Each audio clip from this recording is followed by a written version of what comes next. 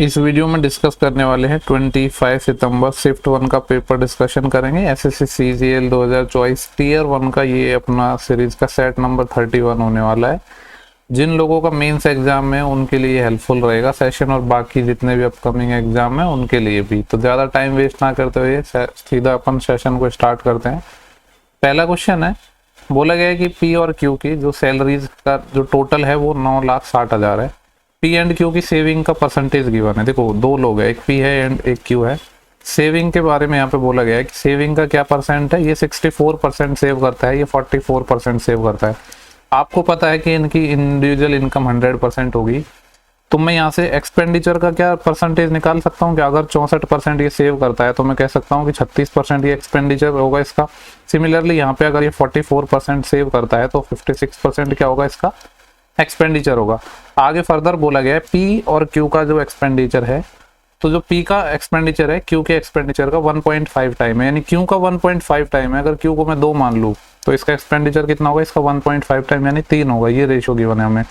तो पूछ रहा है कि पी और क्यू का जो सैलरी है उनका हमें क्या बताना है, रेशो बताना है कि उनकी सैलरी का रेशो क्या होगा। अब देखो, अगर मैं यहाँ पे बात करूँ पी के केस में, तो ये जो अपना 3 यूनिट है इसकी वैल्यू क्या है 36% है, यानी ये क्या थी सेविंग। फिर ऐसे कर सकते हैं कि परसेंटेज से अपन रेशो निकाल सकते हैं। जैसे यहाँ पे क्यू की पी की जो एक्सपेंडिचर है वो 36%, यानी 36% की वैल्यू कितनी है 3 है।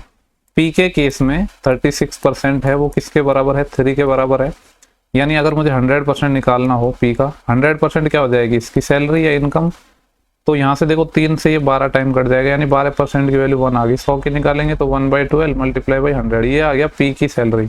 सिमिलरली अगर मैं क्यू का निकालूँ तो क्यू के केस में 56% की वैल्यू कितनी है 2 यूनिट है, यानी 2 से ये 28 टाइम कट जाएगा। 28% की वैल्यू 1 आ गई। अगर मैं 100% निकालूँ, ये मैं क्यू के केस में निकाल रहा हूँ, तो ये आ जाएगा 1 बाई कितना हो जाएगा ये 28, और 100 का निकालना है तो 100/28।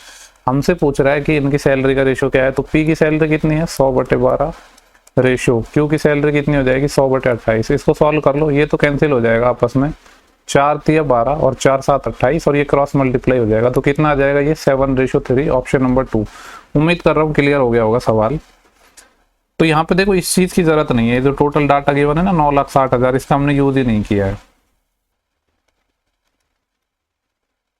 नेक्स्ट सवाल है क्वेश्चन नंबर 2, सिंप्लीफिकेशन का क्वेश्चन है। छोटा सा क्वेश्चन है लेकिन गलती कर सकते हो, इस चीज का ध्यान देना है। ये बार है यहाँ पे, इसका मतलब क्या है कि पहले इन दोनों को सॉल्व करना है। तो 2 + 3 ये आएगा 5/6, ये 5/6 है, आगे भी 5/6 लिखा है और माइनस हो रहा है।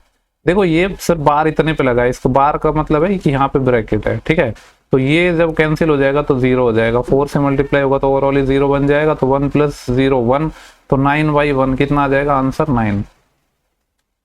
देखो ये बहुत कॉमन क्वेश्चन है, दोनों एंगल का सम 36 हो रहा है, 10 cot आ रहा है, तो ये आ जाएगा 2, ये आ जाएगा 1, 2 - 1 1। नेक्स्ट सवाल है क्वेश्चन नंबर 3, बोला it always possible to draw a circle passing through non collinear point in a plane. ये बहुत बेसिक क्वेश्चन है, ठीक है, लेकिन काफी लोगों को नहीं पता होता है। आप अगर कोई भी आपको एक सर्कल बनाना है तो कितने नॉन कॉनलिनियर पॉइंट आपको चाहिए होंगे, मिनिमम 3 पॉइंट से ट्राइंगल बनता है, और मिनिमम 3 पॉइंट चाहिए होंगे अगर आपको एक सर्कल बनाना है। तो आजकल थ्योरी बेस्ड क्वेश्चन भी काफी आ रहे हैं। पहले बोल रहा है कि रोहिणी क्या करती है, एक ब्लूटूथ हेडफोन खरीदती है 1700 रुपए का, जिस पर वो मार्क करती है 2000, बाद में 40% का डिस्काउंट भी देती है, तो ओवरऑल प्रॉफिट या लॉस क्या होगा। देखो 1700 का सामान था, 2000 इसने क्या कर दिया प्राइस रख दिया, तो यहाँ पे एक तो ये वाला प्रॉफिट आ जाएगा। अगर इसको थोड़ा सॉल्व करके मैं लिखूँ तो मैं कह सकता हूँ 17/20 आ जाएगा ये, तो 17/20 लिख देते हैं। दूसरा क्या है, डिस्काउंट दिया है कितने का 40% का। देखो 40% कितना होता है, 40% होता है अपना 2/5, यानी 5 पे 2 का डिस्काउंट। तो मैं कह सकता हूँ 5 का सामान इसने कितने में दे दिया 3 में दे दिया, तो ये 5 से 3 हो जाएगा। 5 से ये 4 टाइम चले जाएगा तो कितना आ गया ये 17 से 12, 17 का सामान 12 में बेच दिया, तो लॉस हो रहा है, प्रॉफिट तो नहीं होगा, गेन नहीं होगा, लॉस होगा। लॉस कितना होगा 5 का लॉस है 17 पर, परसेंटेज के लिए 100 से मल्टीप्लाई 17, ये कितना हो जाएगा 17 × 51 ज्यादा हो जाएगा। लेकिन आपको पता है अगर 30 गुना होता तो 510 आता, यानी कहीं ना कहीं 30 के नियर बाई आंसर आएगा, और वो भी लॉस में। लॉस में नियर बाई 30 कौन सा आंसर है, ये है। तो आपको ज्यादा दिमाग नहीं लगाना है, थोड़ा सा ऑप्शन की हेल्प ले लेनी है, क्योंकि ये तो 25% था जो कम हो रह गया काफी। बोल रहा है average of the square of first 48 natural number first 48 natural number के स्क्वायर का एवरेज चाहिए। अब पहले आपको ये पता होना चाहिए कि फर्स्ट n नेचुरल नंबर के स्क्वायर का सम क्या होता है। तो पहले n नेचुरल नंबर के स्क्वायर का जो सम होता है वो क्या होता है, n+1 2n+1/6। ये तो हो गया सम। अब हमसे पूछ रहा है कि इनका हमें एवरेज बताना है। अगर एवरेज हमें चाहिए तो फिर n से डिवाइड कर दो, n नंबर है, जितने नंबर उससे डिवाइड कर देंगे तो n से n कट जाएगा। तो ये एक फॉर्मूला बच गया अपने पास, n+1 2n+1/6। ये एक तरीके से कह सकते हो कि स्टैंडर्ड फॉर्मूला हो गया फर्स्ट n नेचुरल नंबर के स्क्वायर के एवरेज का। अब n की वैल्यू 48 है तो यह आ जाएगा 48 + 1 49 इंटू 48 का डबल कितना हो जाएगा 96 और एक 97 डिवाइड बाई 6। बस सॉल्व करना है इसको। अब कैलकुलेशन तो करनी पड़ेगी। हमें क्या करना है, 97 और 49 को मल्टीप्लाई करना है। 9 7 63 6 कैरी, 9 9 81 और 28, 81 और 28 कितने हो जाएंगे अपने पास 109 और 6 कैरी थी यानी 115 का 5, 11 कैरी, फिर 9 चौके 36, 36 और 11 36 और 1 37 और 10 47 यानी 4753 को 6 से डिवाइड करना है। तो ये हो जाएगा 6 7 42, फिर 5 बचेगा तो 55 हो जाएगा, 6 9 54, फिर 1 बचा 13 हो जाएगा, 6 2 12 यानी 792 पॉइंट समथिंग आएगा। अब देख लेते हैं ऑप्शन, 792 पॉइंट समथिंग एक ही ऑप्शन था तो इसको चिपका देंगे। बोल रहा है कि एक इनलेट पाइप है किसी टैंक को 11 घंटे में फिल कर सकता है, जबकि एक आउटलेट पाइप है जो इम्प्टी कर सकता है उस टैंक को 15 घंटे में। इनलेट पाइप है वो भर रहा है कितने टाइम में 11 में, आउटलेट पाइप है 15 घंटे में खाली कर रहा है। दोनों का एलसीएम में कुछ कॉमन तो आएगा नहीं, तो 15 × 11 ही आ जाएगा 165। 11 से ये 15 टाइम कट जाएगा, 15 से ये 11 टाइम। पूछा गया है कि both pipe open simultaneously then time taken to fill the empty tank. दोनों पाइपों को अगर हम एक साथ खोल रहे हैं तो जो कितना टाइम लगेगा टैंक को भरने में। एक पाइप 15 यूनिट भरता है, दूसरा 11 यूनिट खाली करता है, तो ओवरऑल मैं कह सकता हूँ एक घंटे में सिर्फ 4 यूनिट भर पाएंगे। 4 चौके 16, 4 एकम 4, फिर 1 बचेगा तो 41 सही 1/4। बोल रहा है a³ + 1/a³ 2 है, जहाँ पे a > 0 है तो इसकी वैल्यू बता दो। क्या आप देखते हैं यहाँ पे आपको समझ नहीं आ रहा है, a = 1 सेटिस्फाई कर रहा है। अगर ये 1 है तो 1 + 1 ये भी 2 हो जाएगा। बोला था total number of A type car produce by the company from 2015 to 2017। 15 से 17 तक ए टाइप के कार जितने भी प्रोड्यूस किए गए वो कितना परसेंट है, इज मोर और लेस कितना परसेंट ज्यादा या कम है किससे, total number of C type car produce by the company from 2016 से 18। एक तो हमें ए का लेना है 15 से 17 यानी ये तीनों लेना है, फिर टाइप सी लेना है और कहां से कहां तक लेना है 16 से 18, 16 से 18 यानी ये तीनों। देखो पूछ रहा था कि जो ये पहला वाला है ये दूसरे वाले से कितने ज्यादा या कम है, इनको ऐड कर लेते हैं। देखो इनको ऐड करूंगा तो ये हो जाएगा 100 का मल्टीपल में जोड़ रहा हूँ पहले, तो 8 और 9 17, 17 और 7 24, 2400 तो एक हो गया, एक्स्ट्रा हो जाएगा 60 यहाँ पे और 40 यहाँ पे, तो ये हो जाएगा 2500। ये है 2500 और यहाँ पे कितना है 12 और 10 22, 22 और 9 31 और फिर कितना 60 हो रहा है यानी 3160। तो पहला वाला है दूसरे वाले से कम ही होगा यानी आंसर लेस आएगा, मोर नहीं आएगा। 2 ऑप्शन तो ये हट गए। ठीक है, अब देखो कितना कम है, ये रेशियो ले लो चाहो तो 0 से 0 कट गया, ये 250 है और ये 316 है।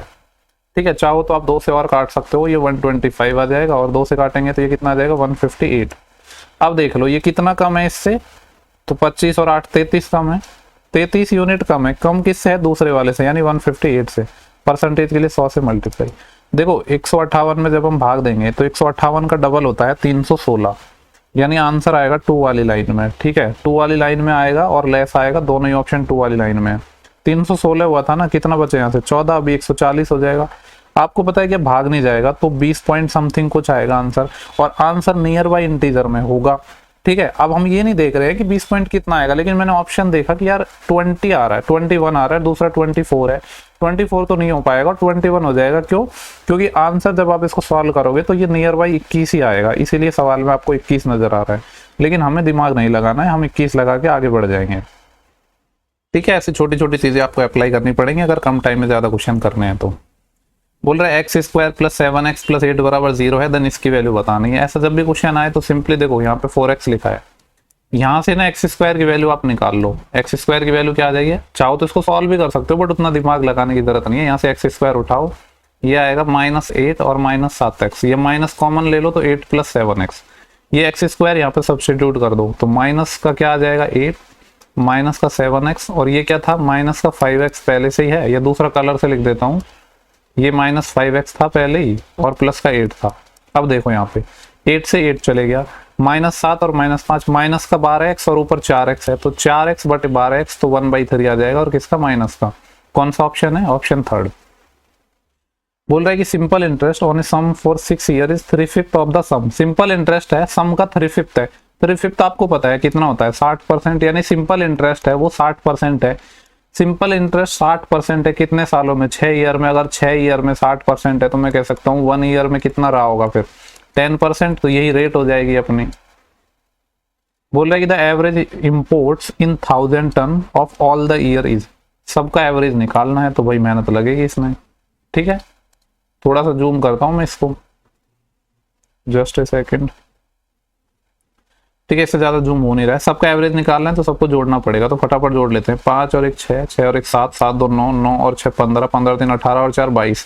ऐसा क्वेश्चन एग्जाम में आता है तो लास्ट में करना चाहिए, क्योंकि बहुत टाइम लेगा। ये 22 का 2, फिर 2 कैरी, 2 और 2 4, 4 2 6, 6 और 3 9, 9 और 4 13, 13 5 18, 2 20 और 4 24, फिर 2 कैरी वापस, 2 और 3 5, 5 और 5 10, 10 और 2 12, 12 5 17 और 4 21, 5 26, 26 5 31 का 1 3 कैरी, 3 और 5 8, 8 और 4 12 और 6 18, 18 8 26, 7 33 और 6 39 और 5 44। कितने ईयर हो गए ये? 2 4 और 3 7, 7 से भाग देना है। 7 5 35, 7 6 की 42, फिर 2 बचेंगे, 21 हो जाएगा, 7 3 21। देखो आंसर 6 3 वाला आएगा। 6 3 वाले सिर्फ कितने ऑप्शन थे? एक ही ऑप्शन, तो हमें पूरा सॉल्व नहीं करना है। ऑप्शन से हम उठा देंगे, यहाँ से चिपका देंगे आंसर। नेक्स्ट सवाल पे चलते हैं। कुछ कैलकुलेशन मिस्टेक हो तो देख लेना, बाकी नहीं होनी चाहिए, वरना तो आंसर मैच नहीं करता। नेक्स्ट सवाल है, बोला गया give the length of 2 side of an isosceles triangle are 6 and 12 centimetre, then find the length of third side. मैं बिना सॉल्व करे कह सकता हूँ कि अगर लेंथ 6 और 12 है और आइसोसेलेस ट्राइंगल है, तो दूसरी लेंथ को 12 ही होना पड़ेगा, 6 नहीं हो सकता। क्यों नहीं हो सकता? देखो, आपको पता है कि यहाँ पे मेरे पास 2 साइड है ट्राइंगल की, एक 6 और एक 12 है। तीसरी साइड में x मान लेता हूँ। आपको पता है ट्राइंगल की कोई भी जो साइड होती है, अन्य 2 साइडों के डिफरेंस, यानी यहाँ पे 12 और 6 का डिफरेंस 6, इनका डिफरेंस और इनके सम के बीच में होती है। यानी जो भी साइड होगी ना, वो 6 और 18 के बीच में होगी।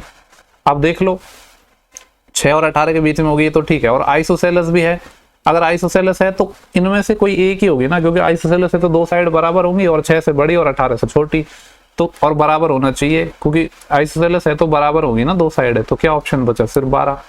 एक चीज और याद रख सकते हो, अगर आइसोसेलेस ट्राइंगल है, ठीक है, तो जो थर्ड साइड है ना, जो आइसोसेलेस ट्राइंगल है, ये 2 साइड इक्वल है, तो थर्ड साइड इससे छोटी होगी बाकी साइड से। ऐसे भी आप याद रख सकते हो। बाकी कॉन्सेप्ट मैंने बता दिया है।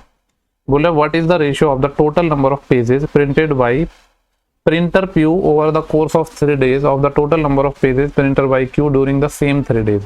ओके, P और Q का रेशियो निकालना है बेसिकली। ये P हो गया और ये Q हो गया, कितने प्रिंट कर रहे हैं उनका रेशियो चाहिए। तो 100 200 300 और ये हो जाएगा 400 रेशियो। ये हो जाएगा 13 और 14 27, 27 और 8 35, यानी 350, और 5 5 10 और, यानी 360। 4 से काट लो, 4 ढाई 36 और 4 9 36, 10:9 हो जाएगा। बोला गया Nihira is 25 year old and Puneet is 30। Nihira और पुनीत है, ये 25 ईयर ओल्ड है, ये 30 ईयर ओल्ड है। How many year ago was the ratio of their age is 3:4। कितने साल पहले उनका रेशियो 3:4 था? मैं मान लेता हूँ कि x साल पहले था। ऑप्शन से बना सकते थे, बट x मान लेते हैं ना, कि ये 25 माइनस x साल पहले, ये 30 माइनस x साल पहले। इनका रेशियो कितना था? 3:4 था। ठीक है, तो ये हो जाएगा 25 चौके 100 माइनस का 4x, और ये हो जाएगा 90x माइनस का 3x। इसको इधर लाऊंगा तो x बच जाएगा, सॉरी ये था 90, इसको इधर लाऊंगा तो x बच जाएगा और ये 10 आ जाएगा। तो x की वैल्यू कितनी आ जाएगी? 10 आ जाएगी। नेक्स्ट सवाल देखते हैं।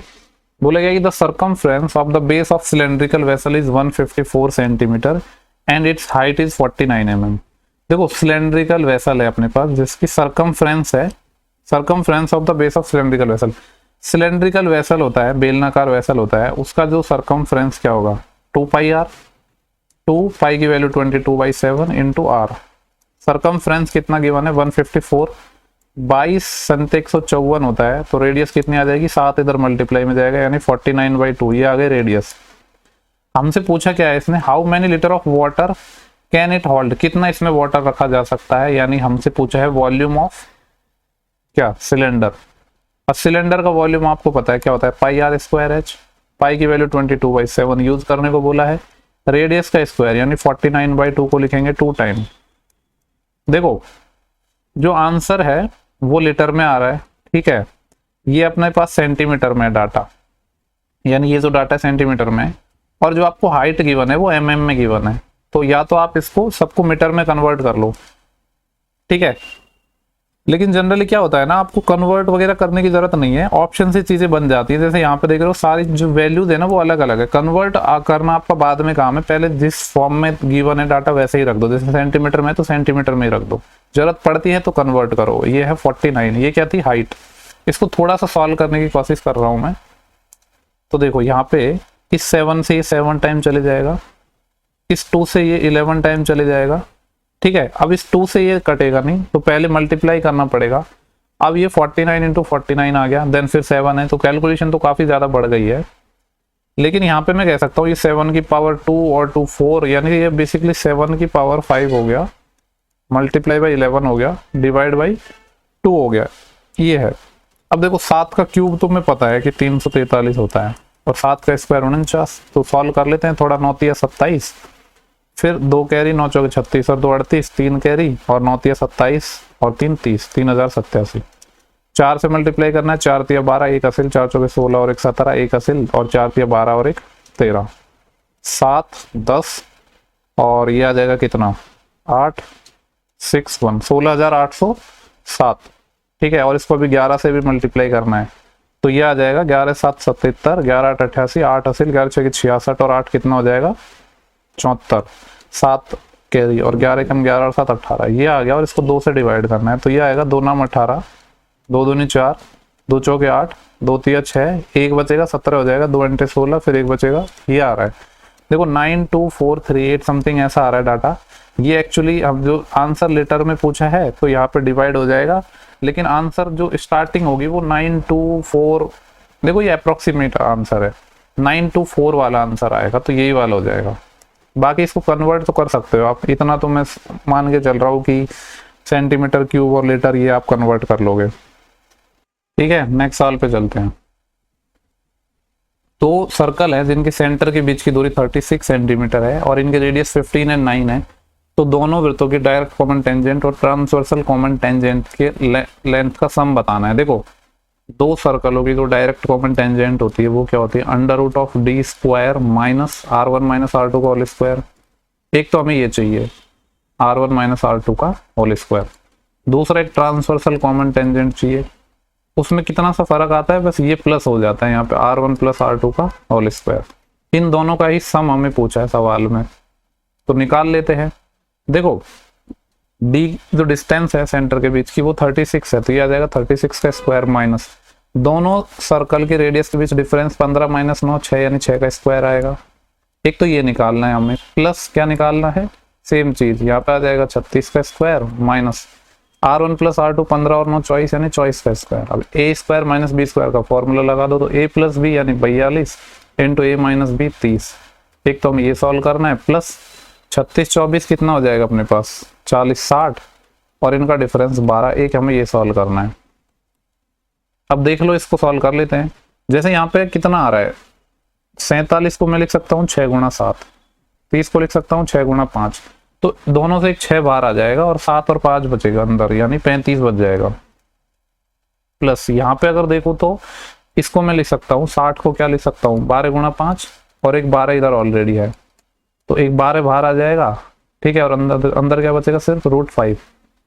अब देखो आंसर ना, यहाँ पे दोनों में से क्या कॉमन आ रहा है, 6 कॉमन आ रहा है एक तो, और √5 कॉमन आ रहा है, तो यहाँ बचेगा √7। 6 कॉमन आया था तो 2 बचेगा, तो क्या आ जाएगा 6√5 इंटू √7 प्लस 2, ऑप्शन नंबर पहला, ठीक है।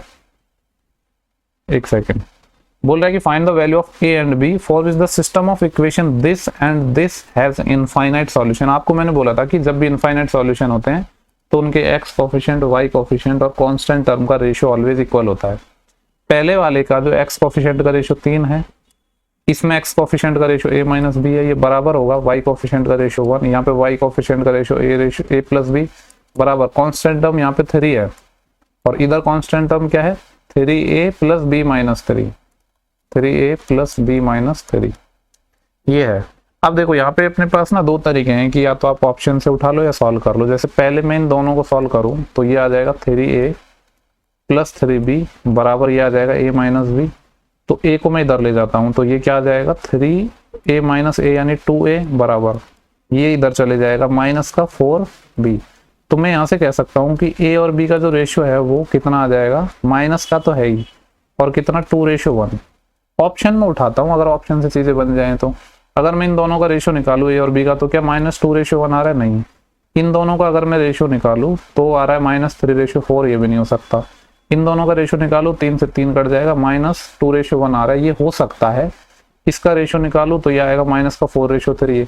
देखो हमने एग्जैक्ट आंसर नहीं निकाला, सिर्फ रेशियो निकाला था और एक ही ऐसा ऑप्शन था जिसमें इस रेशियो में आंसर था, तो यही हमारा आंसर हो जाएगा। पूरा हमें सॉल्व करने की नीड नहीं थी।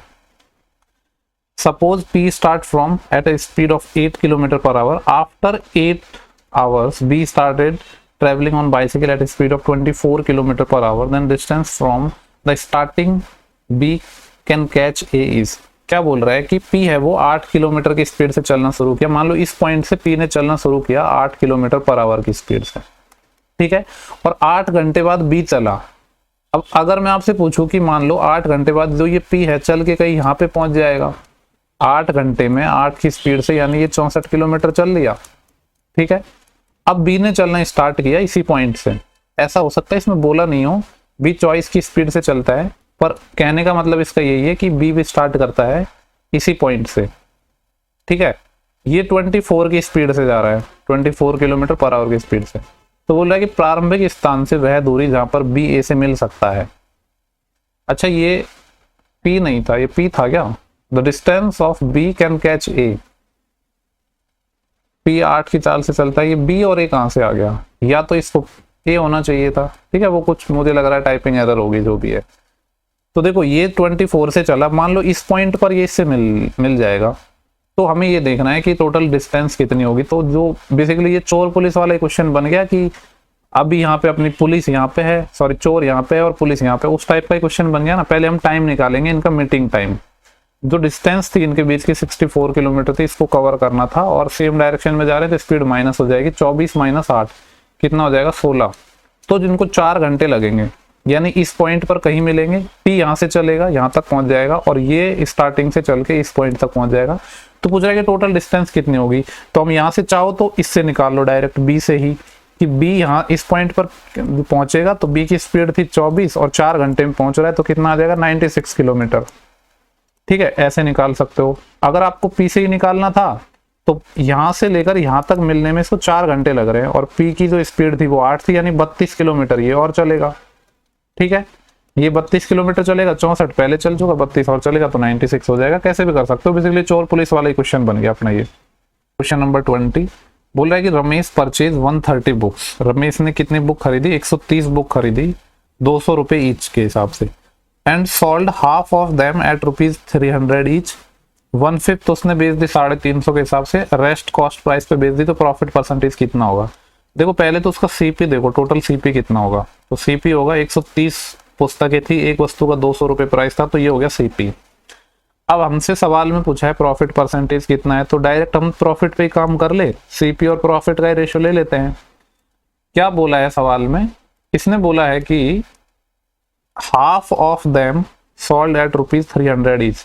200 रुपए की वो हर एक खरीद के लाया था और 300 की बेच दी, यानी 100 रुपए का प्रॉफिट कमाया इसने यहाँ पे, ठीक है। ये वाली कैलकुलेशन इधर कर रहा हूं मैं। 100 रुपए का प्रॉफिट कमाया, आधी वस्तु है, टोटल 130 थी, 130 का आधा यानी 65 वस्तुओं पर प्रॉफिट कमाया, यानी 6500 रुपए का प्रॉफिट तो इसने यहाँ से कमाया। एंड 1/5 ऑफ देम, अब देखो ये थोड़ा सा कुछ लोग इसमें गड़बड़ कर सकते हैं। यहाँ पे बोला है 1/5 ऑफ देम, ऐसा नहीं बोला है कि रिमेनिंग का 1/5 है। 1/5 मतलब टोटल के 1/5 की बात कर रहा है, यानी 130 का 1/5 की ये बात कर रहा है। तो ये कितना हो जाएगा 26, यानी 26 वस्तुएं इसने क्या किए 350 के रेट पे बेच दी। तो प्रॉफिट कितना हुआ? 26 वस्तुओं पे इसको प्रॉफिट होगा। 200 की लाया, 350 की बेच दी 150 के हिसाब से, प्रॉफिट हो जाएगा 0। 15 6 की 90, 9 हासिल, 15 दूनी 30 और 9 39। और देखो बाकी तो कॉस्ट प्राइस पे बेचिए तो वहां तो प्रॉफिट होगा नहीं, तो ये टोटल इसका प्रॉफिट हो जाएगा। कितना हो जाएगा ये 6 और 3 9, 9,000, 9,900, 10,400, 10,400 रुपये का प्रॉफिट हुआ है। परसेंटेज में देखना है, यहाँ पे ये 10,400 है। रेशो ले लो चाहो तो, पहले 00 से ये 00 गया, ठीक है। अब यहाँ पे देखो प्रॉफिट हो रहा है 104 यूनिट का, सीपी बचा है 130 गुणा 2, और हमें परसेंटेज में चाहिए था तो 100 से इधर मल्टीप्लाई कर देते हैं। 0 से ये 0 चले गया, 13 × 104 होते हैं, यानी ये 8 टाइम चले जाएगा, 2 से ये 4 टाइम चले जाएगा, 4 गुणा 10 यानी 40% का प्रॉफिट आ जाएगा। ठीक सवाल था। बोल रहा है इसकी वैल्यू बतानी है, बेसिक से बना सकते हैं, not a big deal, but 45 रख दो ना। अगर 45 रखोगे तो ये आएगा √2 - 1/√2, ठीक है। ये आएगा √2 - 1/√2।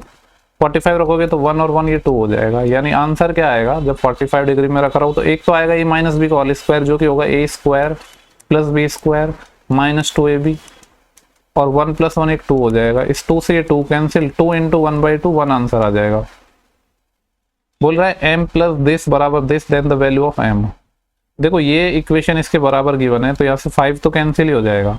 नाउ 1 - cos² थीटा sin² हो जाएगा, तो ये sin² आ जाएगा, और साइन और कोसेक मिलके 1 बन जाएंगे। सिमिलरली 1 - sin है, ये cos² बन जाएगा, और ये cos और sec मिलके आपस में 1 बन जाएंगे। तो बचा क्या, ये तो 5 तो कट गया, तो m बराबर ये पूरी वैल्यू 1 आ गई, तो m बराबर 1 ही आ जाएगा आंसर।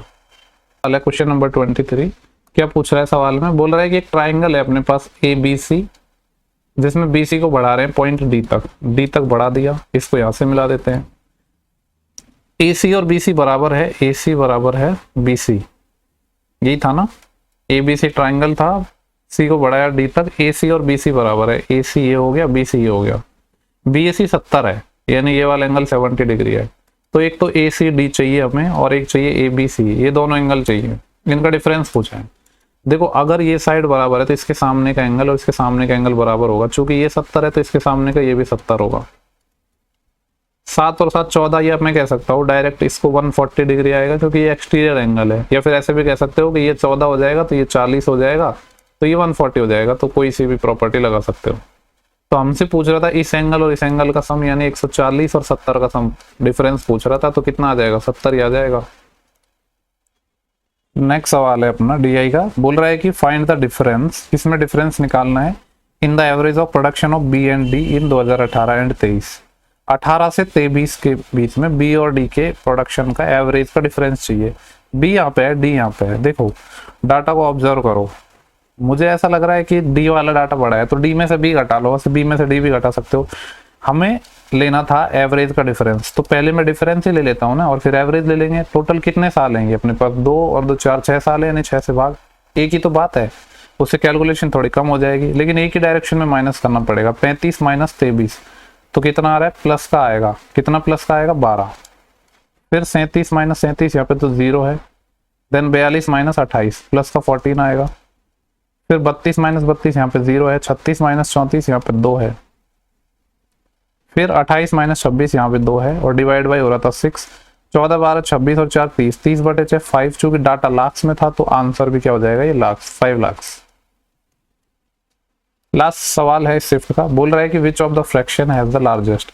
देखो बहुत सारे तरीके मार्केट में है, इनका डिफरेंस ले लो फिर उसको बैलेंस कर लो, लेकिन हर किसी तरीके में टाइम लगता है, और यहाँ पे भी अजीबोगरीब वैल्यू है, तो दो को कंपेयर भी आप कर सकते हो क्रॉस मल्टीप्लाई करके। 53 गुणा 3 कितना आएगा अपने पास, 159, और 7 गुणा 7 49 आएगा। पहला वाला डाटा बड़ा है, इसका मतलब पहली वाली फ्रैक्शन दूसरे वाली से बड़ी है, हमें लार्जेस्ट निकालनी थी, यानी 7/53, तो फिर छोटी हो गई, यानी ये पॉसिबल नहीं है।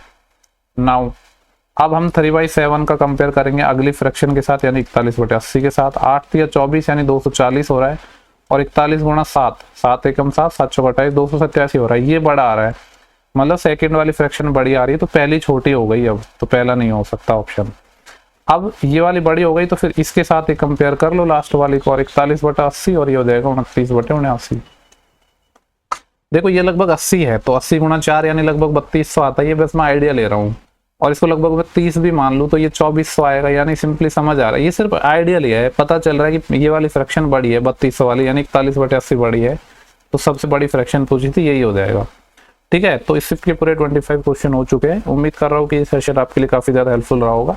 बाकी कोई भी डाउट हो आपका तो आप कमेंट कर सकते हैं। डिस्क्रिप्शन बॉक्स और हर वीडियो के आपको कमेंट बॉक्स में लिंक्स मिल जाएंगे, जिस भी प्लेटफॉर्म पे आप मैसेज करना चाहते हैं वहाँ पे मैसेज कर सकते हैं। ठीक है, नेक्स्ट सेशन में जल्दी मिलेंगे, तब तक के लिए bye bye, take care, thank you for watching, have a good day.